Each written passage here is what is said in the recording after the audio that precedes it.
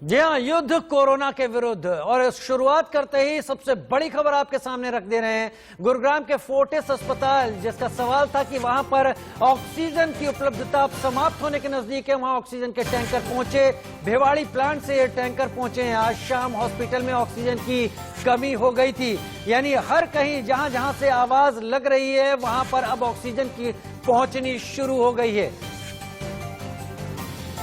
और इसके साथ एक और बड़ी खबर इस वक्त आ रही है। पश्चिम बंगाल में चुनाव को लेकर चुनाव आयोग का बड़ा फैसला। रोड शो, रैली पर पूर्ण प्रतिबंध लगा दिया गया है। साइकिल और बाइक रैली पर भी पाबंदी। पदयात्रा की भी इजाजत अब नहीं होगी।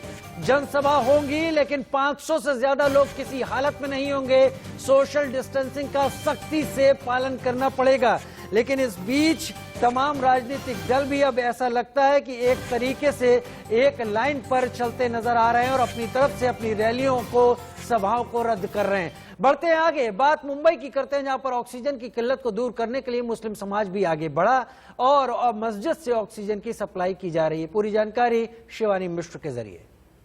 एक तरफ दवा बेअसर है, अब दुआओं का सहारा है। इसी बीच में मुंबई और महाराष्ट्र की हालत कोरोना वायरस के चलते काफी ज्यादा किल्लतों से गुजर रही है। लेकिन फिलहाल तस्वीरों के जरिए मुंबई से कुछ पॉजिटिव खबरें आपको दिखाएंगे कि जहां पहले मंदिर, गिरजाघर, मस्जिद पर ताले लगे हुए थे, वहीं जहां लोग दुआएं मांगने के लिए मस्जिदों पर पहुंचते थे, अब अपनी सांसों की जरूरतों को पूरा करने के लिए भी मस्जिद में पहुंच रहे हैं।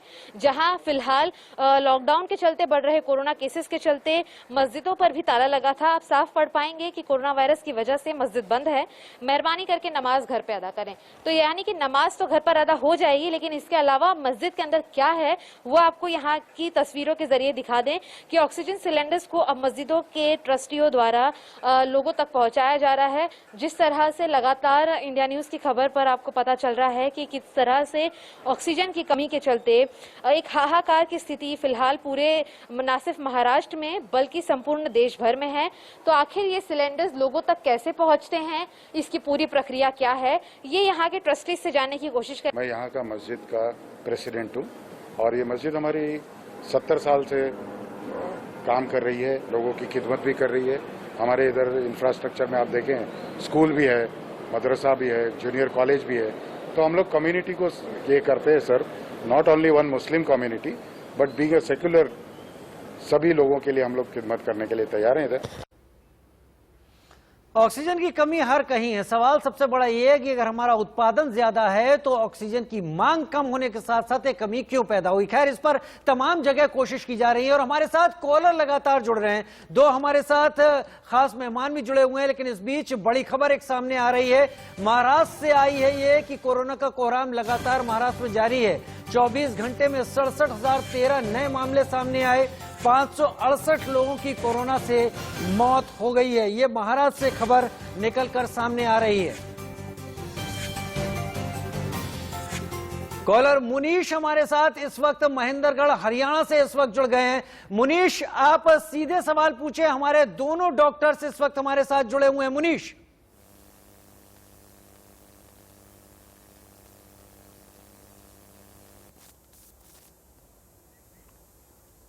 मुनीश, क्या आपको आवाज आ रही है? चलिए संपर्क साधने की कोशिश करेंगे। और भी तमाम कॉलर्स हमारे साथ लगातार इस वक्त जुड़े हुए हैं। डॉक्टर गिरीश त्यागी और डॉक्टर मनोज कुमार हमारे साथ लगातार इस वक्त जुड़े हुए हैं। डॉक्टर गिरीश त्यागी, ऑक्सीमीटर की जरूरत अब काफी समझी जा रही है उन लोगों के लिए जो ये तय कर सके कि क्या उनको अब हॉस्पिटल का रुख करना चाहिए या नहीं करना चाहिए। लेकिन मेरा सवाल यहां पर यह है कि अगर सांस में किसी तरह की कोई प्रॉब्लम आती है तो हम कैसे पता करें, किस तरीके से पता कर सकते हैं कि ये गंभीर स्थिति की ओर हम बढ़ रहे हैं, हमको अब हॉस्पिटल या डॉक्टर के पास सीधे चले जाना चाहिए। अगर आपको सांस की दिक्कत हो रही है साथ में और SpO2 सपोज आपका ठीक आ रहा है, तो भी आपको एक एक्सरे टेस्ट या अपने नजदीकी डॉक्टर से, जैसे मैं शुरू से कह रहा हूँ, एक डॉक्टर के कांटेक्ट में जरूर रहिए। क्वालिफाइड डॉक्टर के कांटेक्ट में, जो आपका फैमिली फिजिशियन हो या आपके पास पड़ोस में हो, उसके कांटेक्ट में रहिए। वीडियो कॉन्फ्रेंसिंग के जरिए वो आपको असेसमेंट करके या तो एक्सरे टेस्ट की जरूरत हो सकती है या CT टेस्ट की जरूरत हो सकती है। उसके हिसाब से भी हम उसको मरीज को सीवियरिटी ऑफ कोरोना का डिसाइड करा जा सकता है कि आपका कितना सीवियर है। मरीज की हालत। ठीक है डॉक्टर मनोज, और इसके बाद अगर ऐसी स्थिति होती है तो एक आम इंसान को जो इस डर में तो जी ही रहा है, उसे करना क्या चाहिए? डॉक्टर से तो संपर्क करना चाहिए, लेकिन जब तक वो घर और अस्पताल के बीच में, उसे ऐसा क्या करना चाहिए कि उसका शरीर इस कोरोना के चलते या इसके असर में आकर और ज्यादा गिरावट वो महसूस ना करे? देखिए, डॉक्टर त्यागी ने बिल्कुल ठीक कहा कि कोरोना जो है एक स्पेक्ट्रम ऑफ डिजीज है। कहीं तो बिल्कुल माइल्ड सिम्टम्स के साथ ठीक हो जाता है और किसी को बिल्कुल फेटल फेफड़ों का संक्रमण हो जाता है। तो मेरा ये कहना है कि आपको रिस्क स्ट्रेटिफिकेशन शुरू में ही करना चाहिए, जैसे एक्सरे चेस्ट कराने के लिए कहा। इसी तरह से कुछ मार्कर्स हैं, ब्लड टेस्ट हैं जो होम कलेक्शन से भी हो जाते हैं, जिसमें इंटरल्यूकिन 6 है, सीआरपी है और डी डाइमर है। ये बड़ा इंपॉर्टेंट टेस्ट है। ये पैरामीटर भी आदमी को जज करना चाहिए शुरू में ही। डॉक्टर की सलाह से ये टेस्ट करवा लें। और अगर आपको चेस्ट में सांस की दिक्कत परसिस्टेंट रहती है तो बेहतर है कि आप high resolution CT scan chest कराएंगे। वो बिल्कुल आपको कैटेगराइज कर देगा कि ये mild, moderate, severe. Doctor Manoj, Sushma ji हमारे साथ उत्तर प्रदेश से इस वक्त जुड़ रही हैं। सुषमा जी, पूछिए अपना सवाल। हाँ जी डॉक्टर साहब।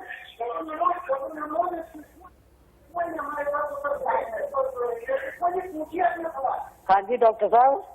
आप अपना टीवी पहले बंद कर दें और सवाल पूछें। आपकी आवाज आपको जो उपाय बताए जा रहे हैं वो आप बाद में सुन लें, सवाल पूछ लें। हाँ जी भाई, ये पूछ रही थी कि हम ना हार्ट पेशेंट है और खून पतला करने वाली टैबलेट लेते हैं, तो उसमें वैक्सीन लगवानी चाहिए या नहीं? डॉक्टर मनोज, बड़ा कॉमन कंफ्यूजन है लोगों में कि वैक्सीन के लिए खून पतला करने की दवा 2 तरह की होती है। एक एंटी प्लेटलेट्स होता है जो कि एंजियोप्लास्टी के बाद या बैलूनिंग स्टेंटिंग के बाद और सर्जरी के बाद भी, बाईपास सर्जरी के बाद दिया जाता है। वहां पे कोई कंट्रा इंडिकेशन नहीं है। आप अगर इकोस्प्रिन, एस्प्रिन या क्लोपिडोग्रेल या प्रासुग्रेल इस तरह की कोई दवाइयां खा रहे हैं, या इवन आप टिकाग्रिलोल या ब्रिलियंटा जो कॉमन है, जो एंजियोप्लास्टी के बाद दी जाती है, तो आप आराम से वैक्सीन लगवा सकते हैं। बट अगर आपका वाल्व चेंज हुआ है और आप कोई ओरल एंटीकोगुलेंट खा रहे हैं, लाइक एसिट्रोम खा रहे हैं, वारफेरिन खा रहे हैं, या फिर कुछ हार्ट के रिदम के लिए आप कुछ नए नोएक्स बोलते हैं कि न्यूअर ओरल एंटीकोगुलेंट्स जो हैं, जैसे डेविगाट्रन है, पिक्सावेन है, इस तरह की दवाइयां जो उनके एंटीकोगुलेंट और एंटीप्लेटलेट्स 2 चीज है। तो अगर इस तरह की दवाइयां हैं खा रहे हैं तो इसको रोक के एक ब्लड टेस्ट कराना होता है। अगर वो नॉर्मल आता है तब आप वैक्सीन ले सकते हैं। बट अगर आप ब्लड थिनर लाइक एस्प्रिन या क्लोपिडोग्रेल खा रहे हैं तो आपका कोई कंट्राइंडिकेशन नहीं है, आप आराम से जाएं और वैक्सीन लगवाएं। सुषमा जी, आपको अपना जवाब मिला होगा। डॉक्टर मनोज कुमार ने स्थिति साफ कर दी है, किसी तरह सोचने की जरूरत नहीं, जो उन्होंने कहा है उसको फॉलो कीजिए। और इस बीच हमारे साथ विजय कुमार जी जुड़ गए हैं, ऊधम सिंह नगर उत्तराखंड से मेरे साथ जुड़ गए हैं। और मैं एक बात अपने दर्शकों को पहले बता दूं, यहां पर हमारे शो का उद्देश्य कोरोना के बारे में तमाम बातें नहीं करना है। बातों के साथ साथ उन लोगों को जो अपने घर में इस वक्त बैठे हैं वो बाहर ना निकलें। एक्सपर्ट डॉक्टर्स हैं, वो बता देंगे उनके सवाल के जवाब में कि उन्हें कदम क्या उठाने हैं। टेलीफोनिक तरीके से वो अपने डॉक्टर से बाकी चीजें पता कर सकते हैं, और अगर ऐसा पता चलता है कि स्थिति गंभीर है तो हॉस्पिटल की तरफ भी आगे जा सकते हैं। विजय कुमार जी, सवाल पूछिए अपना। नमस्कार। नमस्कार सर। सर नमस्कार।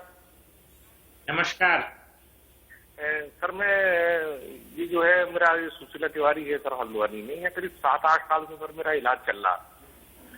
मेरा हाई ब्लड प्रेशर है सर। तो अभी भी मुझे डॉक्टर ने बुलवाया था वहाँ पे, तो उन्होंने चेक किया तो अभी नीचे वाला भी बढ़ा हुआ आ रहा था सर, और ऊपर वाला भी बढ़ा हुआ आ रहा था। तो वो दवाई सर मेरी चल रही है, तो ऐसे में मुझे सर वैक्सीन लगवानी चाहिए या नहीं लगवानी चाहिए? लगवानी चाहिए तो क्या करना पड़ेगा सर मुझे? नहीं, मेरा कहना है कि ब्लड प्रेशर ज्यादा होना कोई कंट्राइंडिकेशन नहीं है वैक्सीन के लिए। बट जब आप वैक्सीनेशन के लिए जाते हैं तो उस समय आपका ब्लड प्रेशर कंट्रोल हो। तो ब्लड प्रेशर कंट्रोल होने के लिए आप अपने दवाइयों को रेगुलेट करवाएं, आप उसको टाइट्रेट करवाएं डॉक्टर के साथ। और जैसा आप बता रहे हैं कि आपका सिस्टोलिक और डायस्टोलिक ऊपर और नीचे वाला दोनों ब्लड प्रेशर ज्यादा रहता है, तो मुझे निश्चित तौर पे लगता है कि कुछ एक्स्ट्रा दवाई की जरूरत है या दवाई के डोज पे बढ़ाने की जरूरत है। एक बार कंट्रोल हो जाए तो आप आराम से जाएं और वैक्सीनेशन के लिए चले जाएं, वैक्सीन लग जाएगा। ठीक है विजय कुमार जी, आपको अपने सवाल का जवाब मिला होगा। डॉक्टर गिरीश त्यागी भी मेरे साथ जुड़े हुए हैं और प्रदीप इस वक्त राजस्थान से जुड़े हैं। प्रदीप, डॉक्टर गिरीश त्यागी आपके सवाल का इंतजार कर रहे हैं, पूछें। हेलो सर, डॉक्टर नमस्कार। हेलो, सवाल पूछे प्रदीप। डॉक्टर साहब, हमारे एरिया में अभी 2 दिन पहले ठंडी हवा चली थी। हेलो हेलो, आप सवाल पूछें, आपकी आवाज आ रही है, अपना टीवी का वॉल्यूम कम रखें, आप सवाल पूछें केवल। सर उससे क्या सबकी घर में तबीयत बिगड़ गई, सबके शरीर में दर्द और बुखार हो रखी है। डॉक्टर गिरीश त्यागी जी, आपके कितने मेंबर्स हैं घर में? तो उसका क्या इलाज है? नहीं, आपको सभी को बुखार है घर में? को नहीं सर, 2-3 सदस्य को है, हमारे 7 सदस्य 2-3 सदस्य को है। और साथ में कोई दिक्कत, कोई साथ में? और साथ में कोई शरीर दर्द कर रहा है पूरा और बुखार है और जुकाम है, कंठ में थोड़ी दर्द हो रहा है। क्योंकि आज की डेट में अगर बुखार है तो, और एक तो पहले जो आप 2-3 लोग हैं वो थोड़ा सा आइसोलेट कर लीजिए अपने आप को, ताकि बाकी मेंबर्स से बचाव हो सके। अगर जितने मेंबर्स हैं जो जिनको बुखार नहीं है उनको थोड़ा सा पहले आप अलग कर लीजिए, अपने आप को आइसोलेट कर लीजिए घर में। और साथ में जरूरी है कि आप अगर टेस्ट करा लें तो ज्यादा बेटर रहेगा, क्योंकि अगर 2-3 मेंबर को बुखार आ रहा है और फैमिली में बाकी मेंबर्स को नहीं हो सकता, और आपका थोड़ा सा सोचिए कि आपको कोई एक्सपोजर हुआ है या बाकी जो 3 लोगों को बुखार हुआ है उनमें से किसी का कोई कोरोना पॉजिटिव से कोई एक्सपोजर या कॉन्टैक्ट की हिस्ट्री है, और कोरोना टेस्ट आप करा लीजिए अपने, बाकी 3 लोग तो करा लीजिए। उसके बाद अगर पॉजिटिव आता है तो बाकी लोगों का भी आप करा लीजिए टेस्ट। प्रदीप जी, आपको समझ में आ रहा होगा, डॉक्टर गिरीश त्यागी ने साफ कह दिया है, जिन लोगों के अंदर सिम्टम हैं बुखार जैसे, उनको पहले तो अलग कर ले, उसके बाद टेस्ट की तैयारी शुरू कर दें, क्योंकि आपने बुखार कहा है और ये भी आप कह रहे हैं कि जुकाम जैसी भी स्थिति है, गंभीरता से लें। डॉक्टर गिरीश त्यागी जो बता रहे हैं इसको जल्द से जल्द अपने निजी नजदीकी स्वास्थ्य केंद्र जाकर इसको अंजाम दे, या फोन पर भी बात करके आप ये कर सकते हैं। हमारे साथ तमाम डॉक्टर जुड़े हुए हैं, तमाम हमारे साथ दर्शक लगातार जुड़ रहे हैं, और हम अपने दर्शकों को ये मौका इसलिए दे रहे हैं कि वो तमाम दर्शक इन बड़े डॉक्टरों से जाने, यूं ही बाहर ना निकलें, उनको जो राय मिले उस राय पर आगे काम करें, एक वाहक ना बने कोरोना का, खुद को कोरोना से बचाए जरूर। एक छोटा सा ब्रेक ले रहे हैं, जल्द हाजिर होते हैं।